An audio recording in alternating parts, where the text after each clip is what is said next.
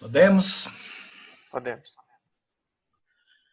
Então saímos agora da vibração, vamos continuar agora com esse assunto extremamente grave, talvez não dê para terminar hoje, mas eu me detive em vários pensamentos a respeito dessa aula, porque eu acho que 70% dos casos do grupo Saúde Integral tem a ver com processos autoobsessivos. Então vamos pedir a Deus que abençoe a todos nós, que a gente procura envolver o pensamento com muita atenção, ler, meditar muito sobre essas coisas que estão colocadas aqui. Por que chama autoobsessão? É quando a própria alma do indivíduo ou seus arquivos do pretérito espiritual atormentam o indivíduo através de flashes, mnemônicos, lembranças de vidas passadas ligadas ao seu conteúdo, por qualquer fator desencadeador. Mas, ao mesmo tempo, a gente fala que a autoobsessão se torna campo obsessivo, porque é a partir da autoobsessão, da fixação mental, a vulnerabilidade do paciente portador da autoobsessão é muito grave para as obsessões simples, fascinação, subjugação e obsessões complexas. Então, é por isso que a autoobsessão é um campo obsessivo. Você tem o indivíduo, a alma do próprio indivíduo, martirizando ele e formando campos de vulnerabilidade obsessiva. Portanto, esse é o conceito dessa aula de hoje. Então, estou tentando mudar, Tiago, mas não está mudando, não. Então, Não, nós espera vamos aí. falar. Vamos tentar de novo aqui.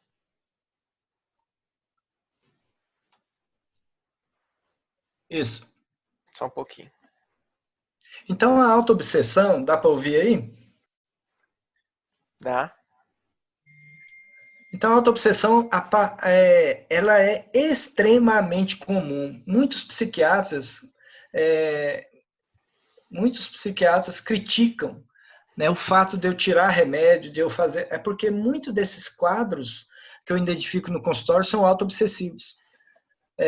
Ou têm complicações obsessivas, portanto, o medicamento vai ajudar a exteriorização do quadro, mas não vai necessariamente melhorar se não houver o tratamento junto com o tratamento psiquiátrico, tratamento psicológico. Então, é importante a gente perceber que a influência obsessiva da alma sobre si mesma é uma condição muito grave. Muito grave porque você pode ficar preso a quadros depressivos de longas datas, de décadas, levando o indivíduo a ficar tomando remédio e não encaminha o paciente para o tratamento espiritual adequado. E isso torna a pessoa extremamente vulnerável. No livro que avalia o livro dos médiuns, que é o livro Imensidão dos Sentidos, do Remédio, ele diz que a criatura, passando pelo processo de autoobsessão, ela passa a ser opressora de si própria. O seu mundo interior é um campo de batalha, são medos, fobias, dúvidas, culpa, e todo esse campo de batalha de emoções desencontradas gera alteração no comportamento físico, na parte física, que pode ser desde fibromialgia até ansiedade, até tensão, transtorno de ansiedade generalizada, todos os tipos de transtorno que a psiquiatria dá nomes pomposos, elas estão aí ligadas muitas vezes a processo autoobsessivo. Então, existe um desequilíbrio no campo físico, mental e emocional. E, portanto, mexem nas moléculas de emoção. Aí eles veem as alterações das moléculas de emoção, tira o efeito pela causa e fala que é por causa dessas alterações que o indivíduo tem isso. Então, dá o diagnóstico psiquiátrico, mas, na verdade, essas alterações são apenas resultantes de uma alteração no campo psíquico maior, no espírito. Então, na própria alma do indivíduo. Então, na avaliação de quadros autoobsessivos, a gente tem que estudar duas condições.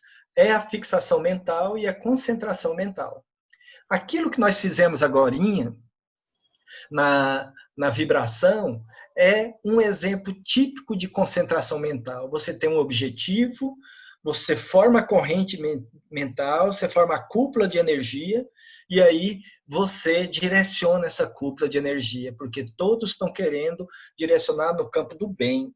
Então, ela tem objetivo, ela é fixa no tempo e espaço, ela tem um propósito, e ela é voluntariamente direcionada e interrompida. Isso é um exemplo típico de concentração mental que nós fizemos agora, tá certo?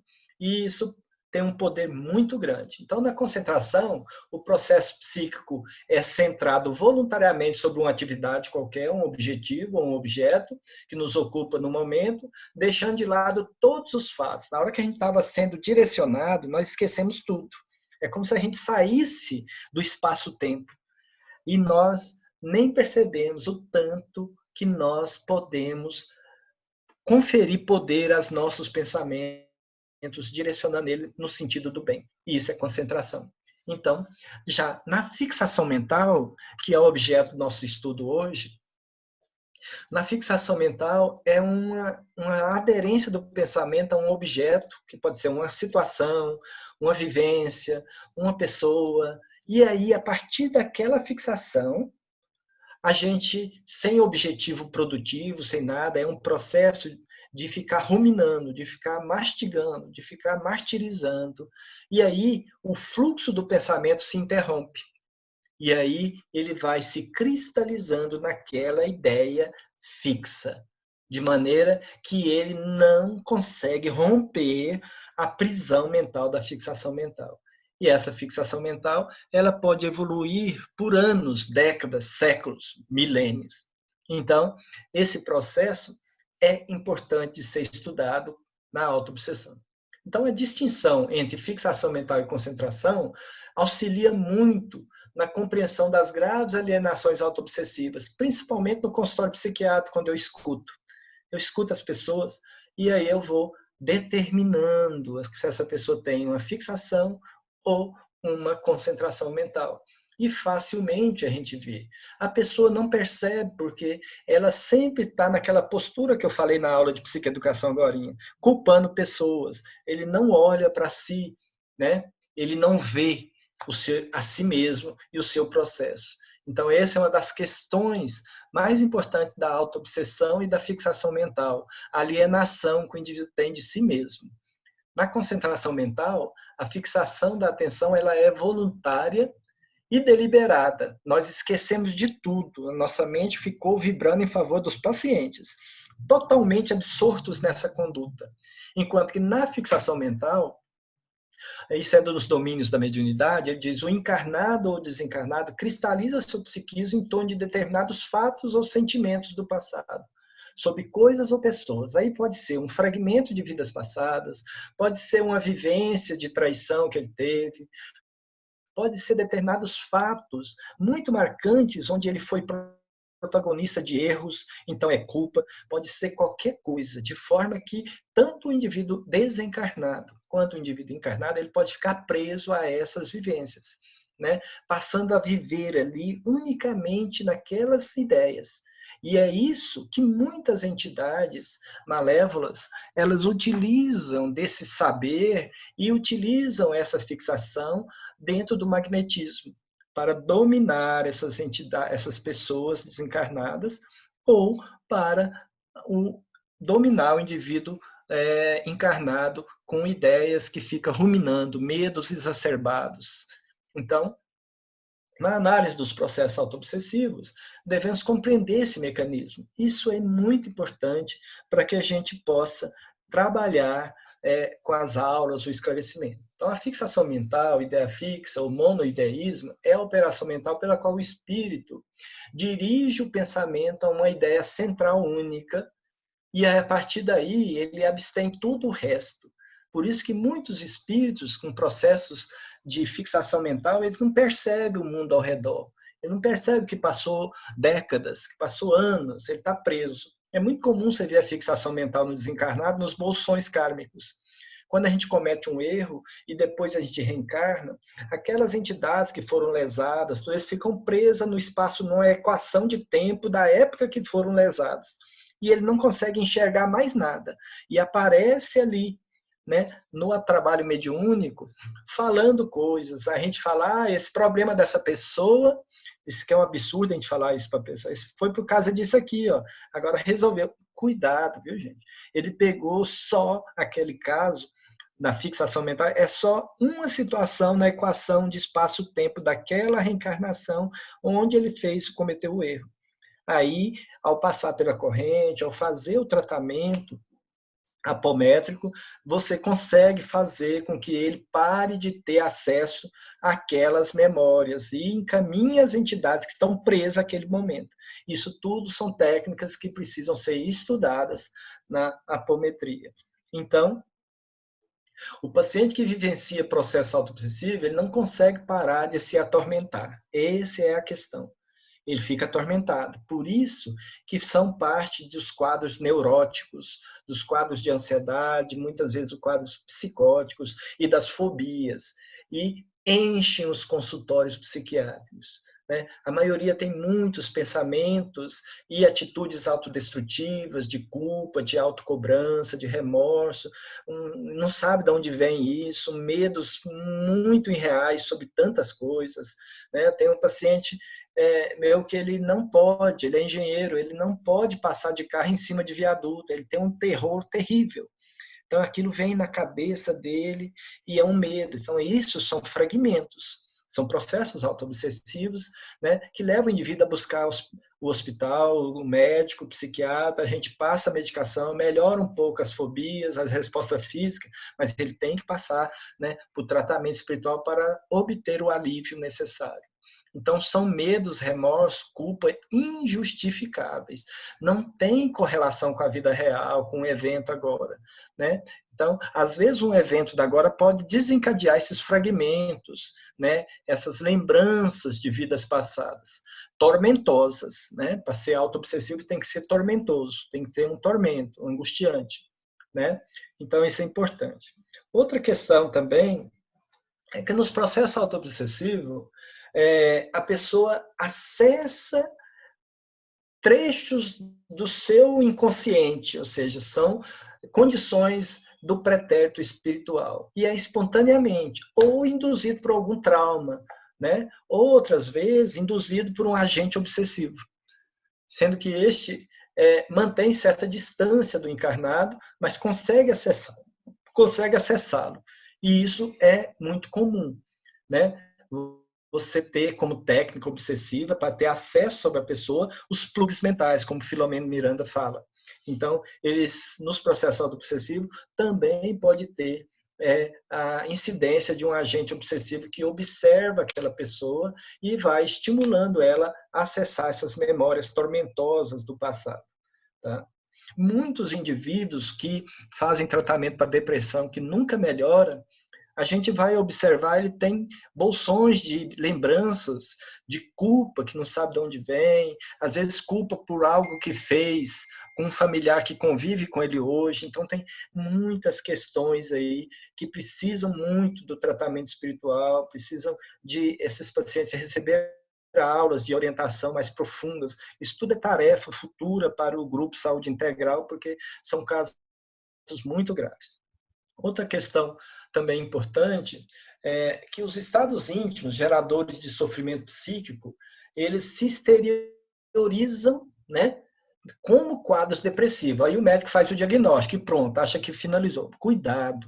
Quando a gente faz um diagnóstico, mesmo que o indivíduo com autoobsessão, ele esteja exteriorizando no corpo físico um quadro depressivo, tem que, através da mediunidade, de passar o indivíduo pelo aparelho mediúnico, ele precisamos identificar se não tem quadro de ligação com o passado espiritual, porque senão ele vai melhorar um pouco aquilo com o remédio e vai ficar ali piorando gradativamente com o remédio. O remédio vai interferir no alívio de alguns sintomas, mas não para ele se contentar só com o efeito do remédio. Ele tem que buscar o tratamento espiritual, né? Muitos médicos e até mesmo pacientes sequer desconfiam da verdadeira causa daquele estado depressivo. Então, por isso que a depressão, eles falam na psiquiatria acertadamente, que a depressão psiquiátrica mesmo ela não tem nexo com a vida real. E isso é verdade, tem nexo com a vida espiritual. Auto-obsessivo, certo? É doença da alma. Então, as alienações mentais para o processo auto-obsessivo são muito frequentes nos consultórios psiquiátricos, muito mesmo. Os pacientes com processo auto-obsessivo apresentam fatores causais que escapam à medicina formal, porque é materialista, não aceita o espírito, né? E elas, apesar de estarem muito adiantados na identificação de desarmonias e no diagnóstico de desarmonias do corpo, ainda não aceita a alma. Então, o alívio pela utilização de psicofármaco quase sempre não é satisfatório para o tratamento. Por isso que eles falam que só 30% melhora. Olha, interessante, né? Esse número. E fala que o restante tudo, 70%, é refratário. Ou seja, não melhora. Por quê? A causa real não foi identificada. Né? Muitos dos pacientes, portanto, com autoobsessão e quadros psiquiátricos, eles não aderem aos psicofármacos, ao tratamento, porque não melhoram. Quando são encaminhados para reuniões de cunho evangélico ou tratamento espiritual, evoluem sem melhora, diz sempre que não melhora, que toma água, que faz procedimento, a equipe espiritual orienta que eles têm que melhorar a atitude mental. A gente percebe que, apesar do tratamento conseguir fazer os desligamentos necessários, o indivíduo sobra depois, só ele com ele mesmo. Tá? E não melhora, está sempre sofrendo, sempre tendo complicações, né? Sempre com obsessões complexas, complicando a auto-obsessão. Então, é importante também que fortalecer a orientação desses pacientes para que eles perseverem no tratamento, utilizem os recursos, seja encaminhado para atividades apométricas para fazer um tratamento mais específico para esses bolsões de lembranças, muito importante para a especialização do grupo mediúnico, ampliar a tarefa nesse campo. Então, traços comportamentais que são muito presentes em processos autoobsessivos. Vamos dar uma vista de olhos sobre eles. Primeiro, no livro Transtorno Mental, da Sueli Caldas Schubert, ela afirma o seguinte, que os autoobsidiados são cultivadores de moléstias fantasmas, muitos deles, nem todos, mas muitos deles têm, né, sentem muitas doenças psicossomáticas, né, vivem voltados para si mesmos, preocupando-se em excesso com a própria saúde, né, ou então se descuidando da saúde. Como é? Peraí, ele tem excesso com a própria saúde e se descuida? Sim.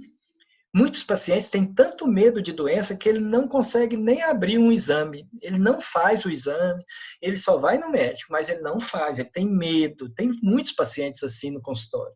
Muito medo. Então, a gente já observa que são quadros autoobsidiados, autoobsessivos, necessitados de muita energia, de muita orientação para conduzir, né? Os médicos geralmente têm a tendência de querer desistir desse tipo de paciente. Eu acho que é importante a gente investir no atendimento deles. Quais são as características que podemos dizer, características psicológicas desses pacientes?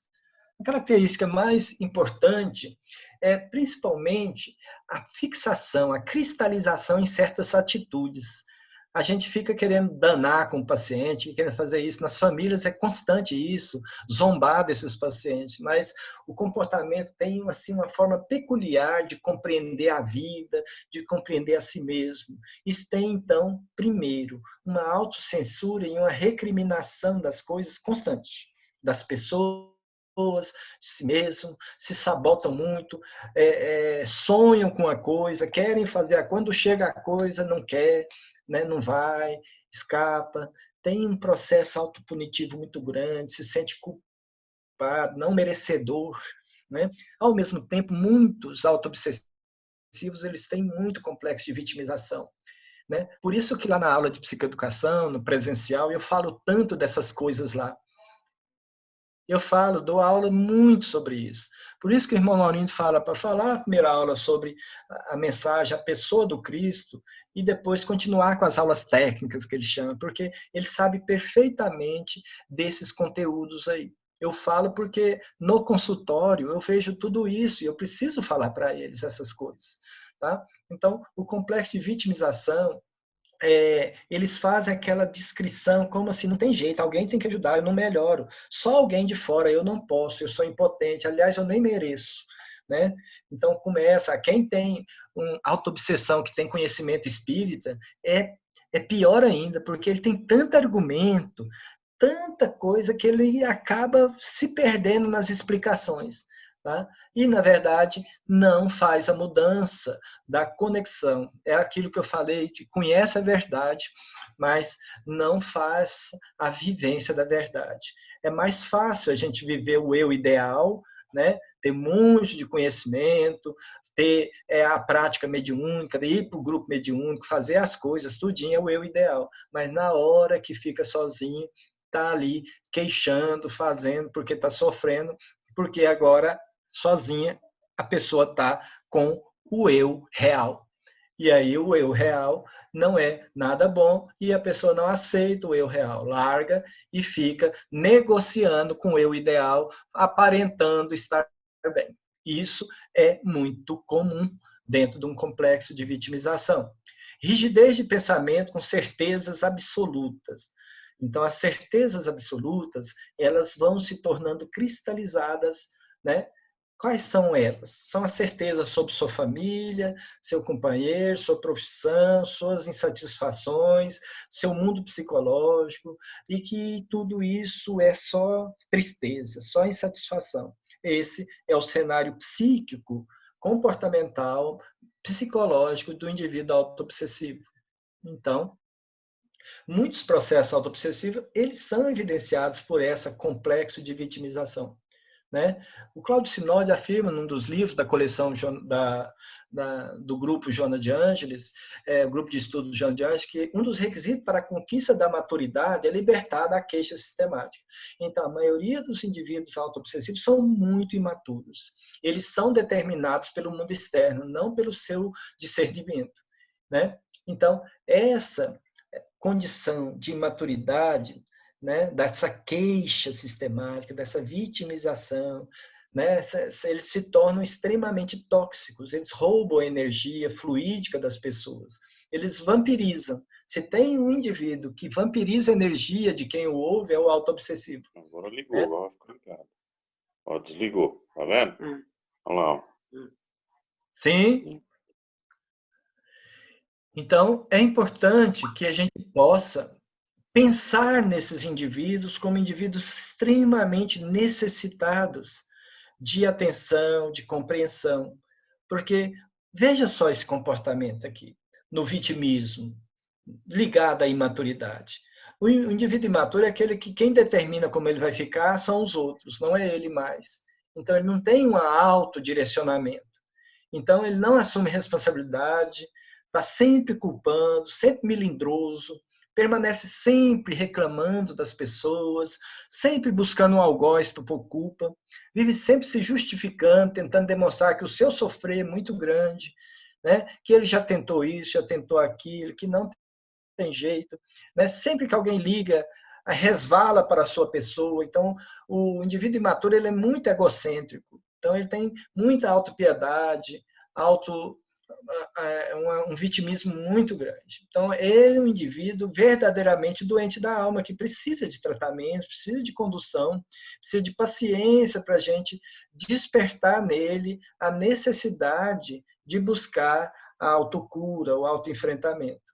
Portanto, essas posturas imaturas presentes nesse complexo de vitimização, conforme o Cláudio Sinodi fala, faz com que ele se sabota muito porque ele não assume certas responsabilidades.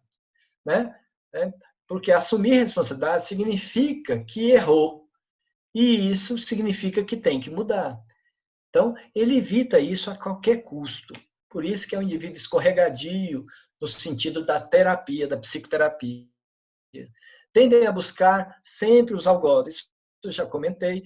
Analisa a própria história a partir de um olhar estreito, quer dizer, rígido, né? Sem grande dimensão de compreensão da vida, tá? Sempre exaltando. Se vai numa consulta, ele passa do horário porque ele quer explicar tanta coisa para que, como se quisesse convencer o médico ou o terapeuta de que eles têm que assumir tratamento dele, não ele assumir a própria cura. Então, o sofrimento a que estão sendo submetidos sempre parece mais intenso do que de qualquer outra pessoa, e isso gera uma sensação de impotência em todo mundo, né? Todas as comentários, todas as sugestões medicamentosas, leitura, o convite para ir no tratamento espiritual, sempre são, geralmente, não atendidos. Eles demoram. Alguns autoobsessivos eu levo, em média, 1 ano a 2 para ver se a pessoa vai no tratamento espiritual da segunda-feira. É geralmente isso. Muitos, a partir do momento que vão, as melhoras são lentas, o sofrimento é muito grande, está sempre mandando mensagens dizendo que está sofrendo demais. Então, isso ajuda a gente já ir compreendendo o quadro espiritual e a espiritualidade vai mostrando.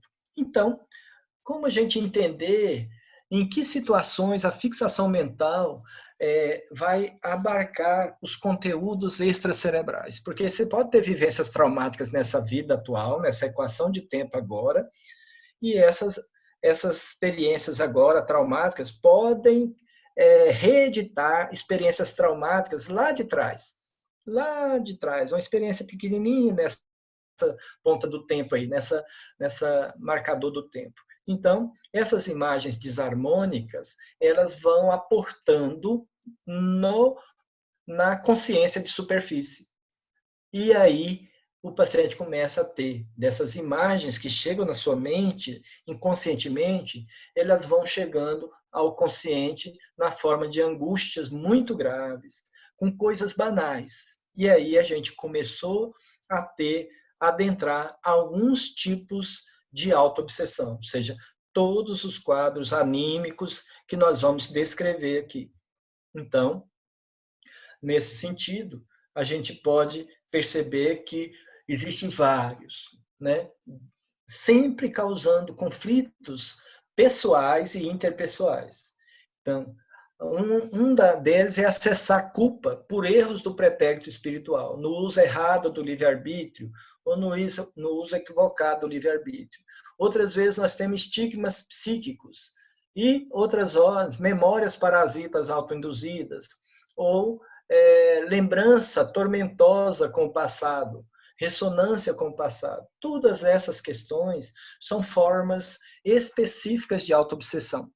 Nós não vamos descrever grande parte deles aqui por conta do tipo da aula, mas nós vamos ter que estudar muito isso ao fazer o nosso curso de apometria, que, né, os formados em apometria já estão aí, creio eu, já de sobreaviso para nos capacitar em um seminário, tá bom? Outra questão também que precisa ser avaliada é os quadros de ressonância vibratória com o passado. Nós temos alguns.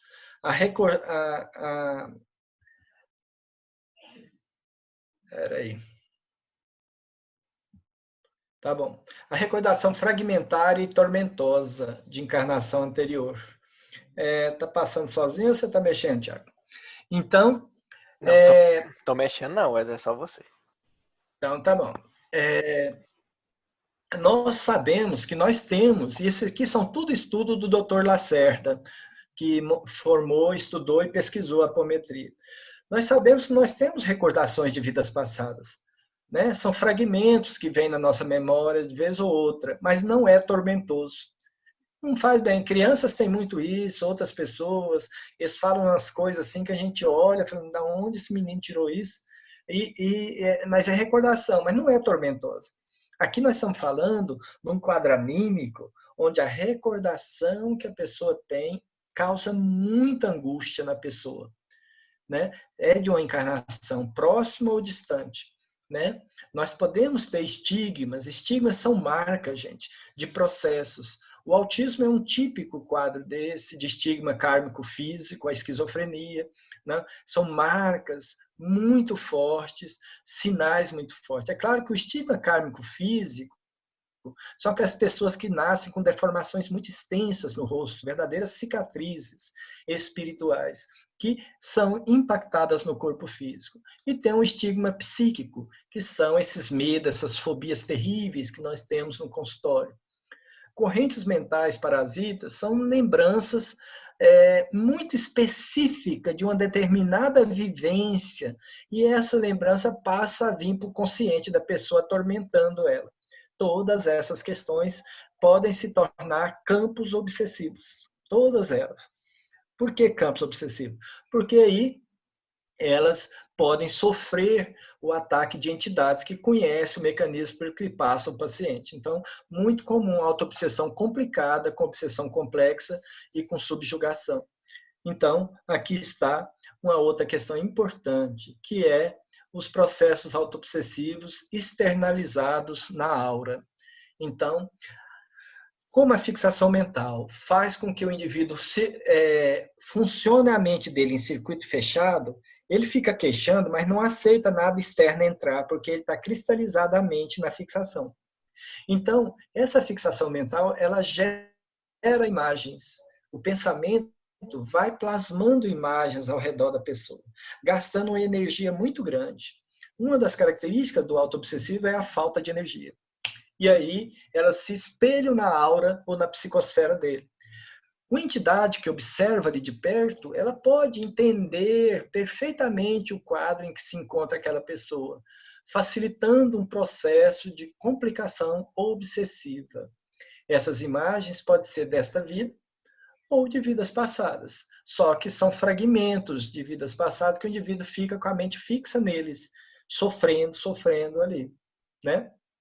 Então, essas imagens que a gente chamaria de ideoplastias, formas, pensamentos artificiais, elas vão criando uma certa permanência. De tanto o indivíduo alimentar ela com pensamento, elas vão se tornando mais perenes.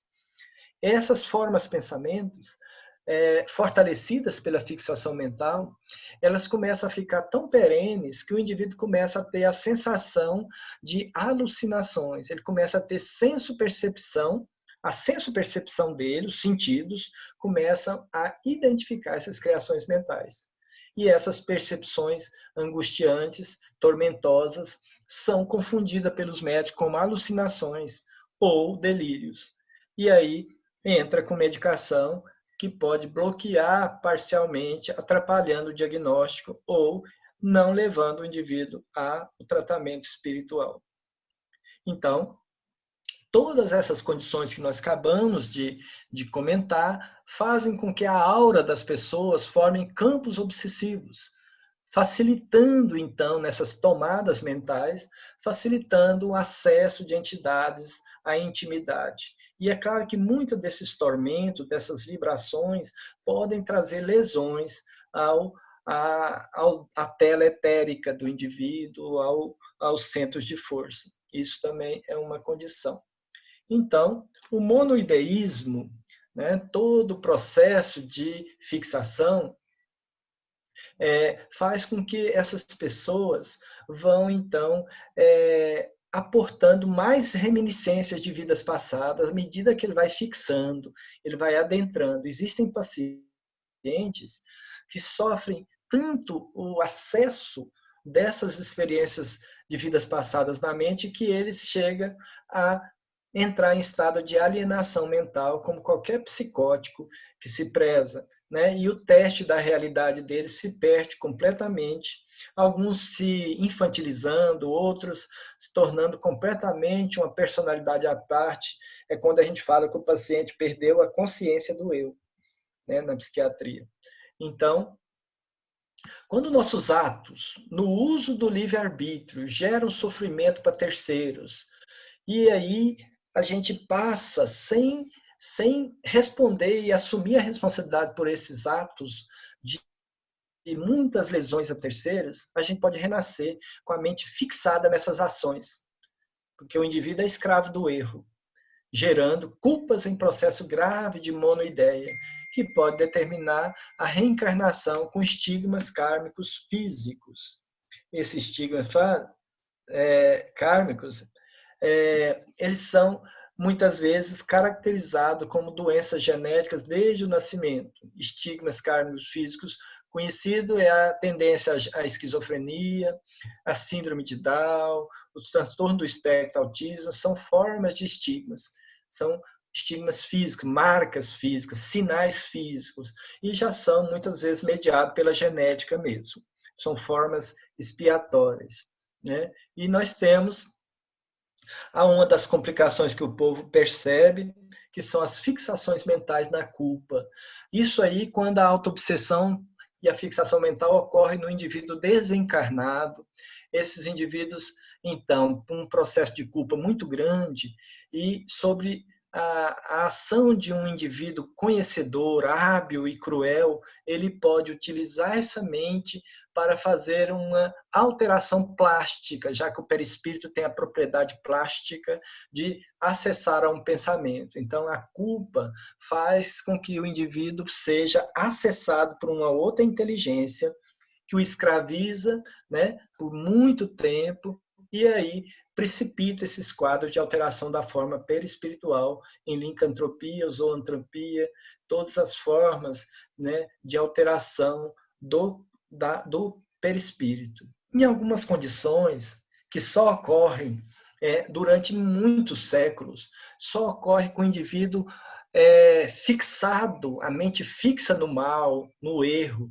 na desconexão da criatura com as leis divinas durante muito tempo, ele pode, então, lesar o corpo espiritual. Muitas pessoas falam erradamente que ele perde o perispírito.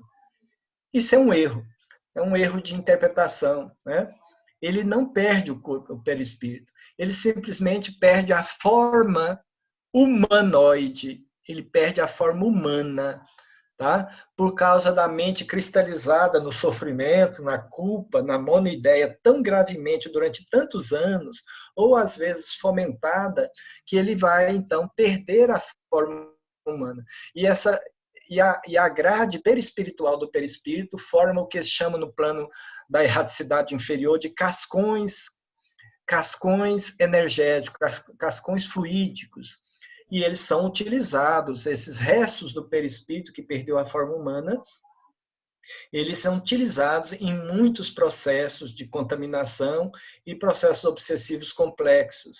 Então, é preciso entender isso, que o perispírito perde a mente do indivíduo em fixação, perde a capacidade de manter a forma humanoide, tá certo?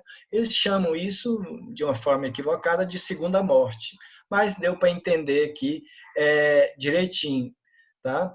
Então, é muito importante vocês perceberem que nós já estudamos muito sobre o cordão de ouro, o cordão de prata, né? Nós tivemos uma aula só sobre esse cordão de prata, né? As pesquisas são difíceis de identificar o cordão de ouro que liga essas duas estruturas, mas muitas vezes os ovoides eles se ligam aos encarnados em obsessões complexas através desse cordão de ouro, tá? É ele que fixa, à medida que ele fixa no perispírito das entidades, transformamos um tipo de obsessão complexa, onde esse cordão de ouro ele busca se associar ao perispírito do encarnado para que possa, então, sugar as suas energias e trazer a mente presa àquela situação.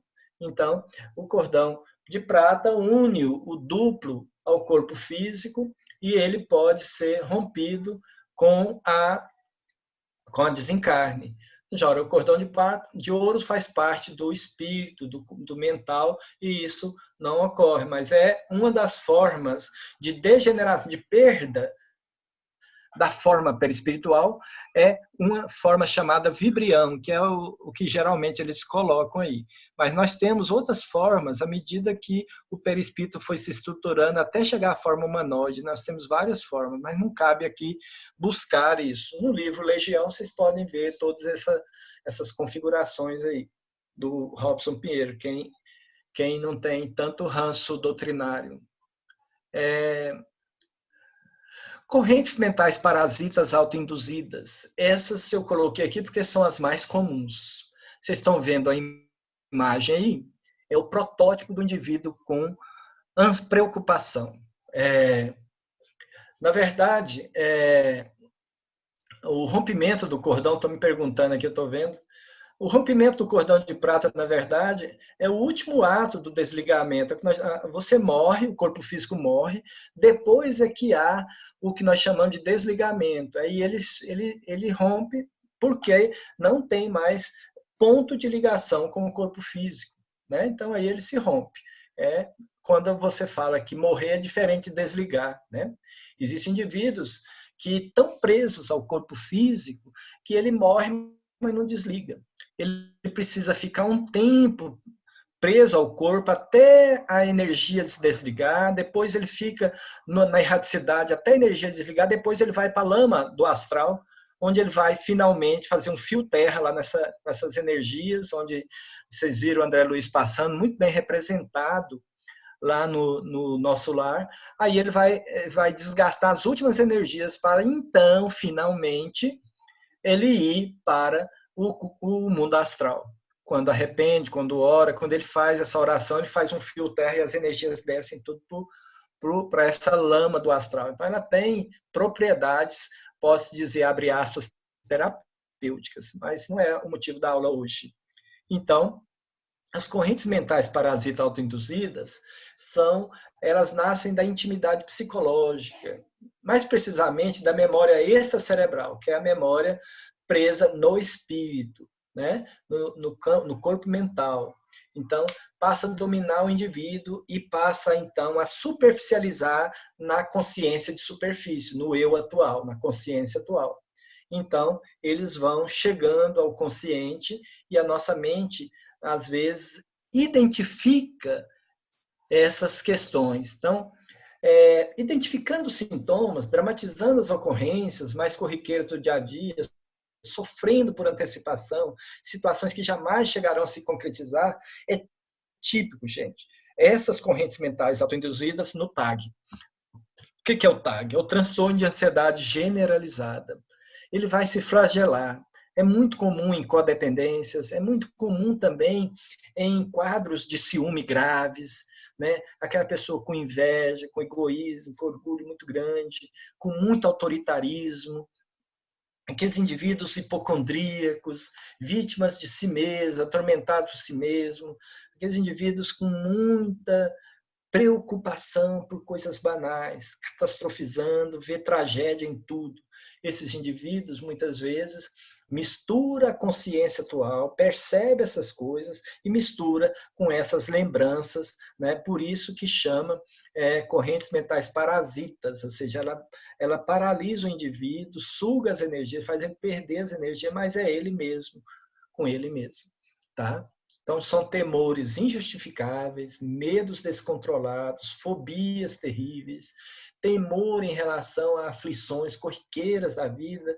Um simples exame, aquilo já traz uma tragédia na vida da pessoa. É uma preocupação patológica. Aquilo está na mente, a pessoa fica presa na própria mente, né? Tem uma crença distorcida dos fatos, a interpretação distorcida. É uma preocupação muito grande, formando quadros psicopatológicos de transtornos e tormentos. Então, essa é a condição importante do processo de corrente mental. Isso é uma das obsessões autoinduzidas mais frequentes nos consultórios psiquiátricos, né? Não vou comentar todas essas preocupações, mas a corrente mental é típica do TAG, essa última aí. Acontecimentos muito improváveis que não se baseiam na realidade e por isso não podem ser modificados. Está na mente da pessoa, não tem jeito de modificar. Medo de virar um mendigo, de virar não sei o quê, de ficar gravemente doente, de ter um câncer, de pegar o Covid, vai virando um trem, né? Então, é muito importante a gente perceber se essas questões estão ocorrendo com a pessoa. A gente precisa tratar, mas o encaminhamento para o tratamento espiritual, muitas vezes o tratamento apométrico, pode encurtar muito tempo do tratamento, porque vai direto ao ponto, tá certo? Houve uma pergunta aí, mas não deu para enxergar. Perguntou se é uma forma de expurgo do inconsciente. Na verdade, não é que seja um expurgo, na verdade, o indivíduo tem essa memória, fez as coisas, passou por situações, né, no passado, ele poderia ser expurgo a partir do momento que ele modificasse a atitude diante desse sofrimento. O que eu quero dizer? Nós estamos na carne. Essas energias estão no perispírito, nas memórias, né? Então, o perispírito, quando a gente está na matéria, ele é muito, posso dizer, ele é muito sutil ainda. É uma matéria ainda muito sutil. Esses erros, essas energias densas, são incompatíveis com o perispírito. O que ele faz? Vai ter um descenso energético, um expurgo enfermiço, na forma que ele está falando aí, dessa forma. Ele vai descer do perispírito para o corpo físico. Mas se o indivíduo fizer um movimento de melhora, esse descenso ocorre de forma lenta e progressiva. Mas se o indivíduo entra nesse estado que eu estou descrevendo aqui, né, essas questões que estão aí na frente de vocês, são sintomas do TAG e da fobia, dos transtornos de ansiedade, ele não mantém um equilíbrio da mente, essas energias descem com muita intensidade, provocando sofrimentos psicossomáticos, sofrimentos psiquiátricos, sofrimento ansioso, angústia, muita dor no corpo, por conta das energias densas que descem muito rápido e o duplo etérico não consegue filtrar e fazer uma retenção dele. Então, ele desce com força, muitas vezes causando os mais diversos conflitos de difícil diagnóstico pela medicina. Então, esses sintomas que vocês estão vendo aí todos, eles são sintomas de ansiedade e muito conhecidos, né? A gente faz a descrição dos transtornos de ansiedade, mas as causas são anímicas, tá certo? Então, a resposta ansiosa, ela pode determinar respostas físicas, respostas cognitivas e respostas comportamentais. Aqui são 3 dimensões. Então, essas 3 dimensões, eu esqueci de tirar a animação desse negócio, não pode ter animação nisso aqui. Então, a resposta fisiológica todo mundo reconhece. São as respostas, posso dizer, mais conhecidas. Faz a pessoa peregrinar por os médicos, tudo. Cardiologista, neurologista, vai para todo lugar, né? E aí, ele reconhece aí, toda hora pensa que vai morrer, porque é um trem muito ruim, a ansiedade faz. Você dá resposta cognitiva, que você está com fixação mental nessas coisas, então você fica nervoso, apreensivo, tem dificuldade de concentração, tem dificuldade de lembrar das coisas, né? Fica sempre preocupado, então não lembra, tem um prejuízo cognitivo, memória, atenção e volição, vontade e execução das tarefas. E, finalmente, a desregulação emocional, que é a irritabilidade, a insônia, né, a sensação de entorpecimento, a raiva, o nervosismo, pequenas coisas, grandes respostas. Então, essas são as 3 respostas no encarnado. Ou seja, é esse campo mental no encarnado. Tá certo? Então, a fixação mental é o entendimento da medicina do médico espírita sobre todas essas coisas que a psiquiatria nos descreve, né, fazendo a sabatina, que é distúrbio da serotonina. Para mim, né, é apenas o escoadouro de questões anímicas e espirituais. Tá? Então, a ideação suicida ela surge nesse contexto aqui, mas é mais comum a ideação suicida no indivíduo depressivo, no indivíduo depressivo, né? A ideação surge com mais importância, principalmente se no quadro de ansiedade que eu acabei de descrever, né? Se no quadro de ansiedade o indivíduo tiver lembrança tormentosa de suicídios ocorridos na vida passada. E aí é quando ele vai acessar de novo essas ideias. E aí surge no ansioso. Porque você sabe, todo ansioso tem medo de morrer, né? Então, no depressivo é mais comum. Os estigmas kármicos psíquicos são aqueles indivíduos onde a lembrança do passado espiritual surge na forma de comportamentos estereotipados, tiques, conceitos cristalizados sobre etnias, sobre minorias, uma fixação mental em complexos muito intensos, o indivíduo é muito excêntrico, um monte de coisa, medos e fobias exageradas sobre especificamente uma determinada coisa. Tempestades, por exemplo, são fragmentos de vivências que ele já teve ou que desencarnou passando por aquela situação. Medos e fobias terríveis de situações passadas no mundo espiritual, na erraticidade, sendo torturado. Então, os estigmas psíquicos são também ligados à depressão, através de culpas e remorsos. São indivíduos extremamente místicos, né? Um misticismo patológico, um fanatismo, ideias egoístas, excêntricas. Tem indivíduos que têm muitas condições no campo psíquico bem estigmatizadas. São indivíduos no consultório particular, no consultório do SUS, nós temos muitos quadros. É outro tipo de autoobsessão chamado estigma kármico psíquico, certo? Talvez não vamos dar para falar dos outros, né? Porque nós já finalizamos, mas eu penso que já deu aí para dar uma ideia, gente, do processo autoobsessivo. Na minha opinião, se a gente for olhar todos esses processos que nós comentamos, que nós, né, nos detemos a analisar aqui, e que eu li vários e vários livros para fazer esse resumo aqui, é apenas um convite para um estudo mais pormenorizado dessas condições, pedir o socorro, Tiago, a Carmen, todo o pessoal que tem o conhecimento da apometria para nos capacitar nessa área daqui a um tempo. Eu vou agora, a partir das próximas aulas, retomar uma outra aula antes de fazer o que o irmão Laurindo nos pediu. Né? Vou separar, mais pessoas vão falar aqui, não só eu. Então, eu estou encerrando essa aula, essa parte do processo obsessivo,